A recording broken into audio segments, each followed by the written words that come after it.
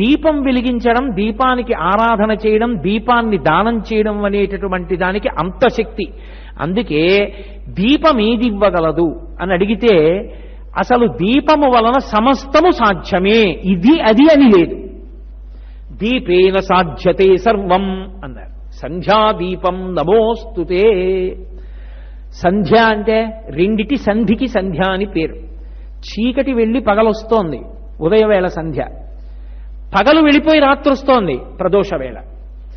దోషము అంటే చీకటి, ప్రదోషము అంటే చీకటికి ముందున్న కాలము. ఇప్పుడు ఈ రెండు సంధ్యల యందు కూడా దీపాన్నే వెలిగించాలి. ఉదయం వేళ వెలిగించేటటువంటి దీపం ఒక లక్షణంతో ఉంటుంది, సంధ్యాదీపం ఒక లక్షణంతో ఉంటుంది. ఉదయం వేళ వెలిగించేటటువంటి దీపం పూజలో కృతజ్ఞతావిష్కారం అవుతుంది. ఇది మీరు కొంచెం జాగ్రత్తగా ఆ సిద్ధాంతాన్ని పట్టుకోవలసి ఉంటుంది.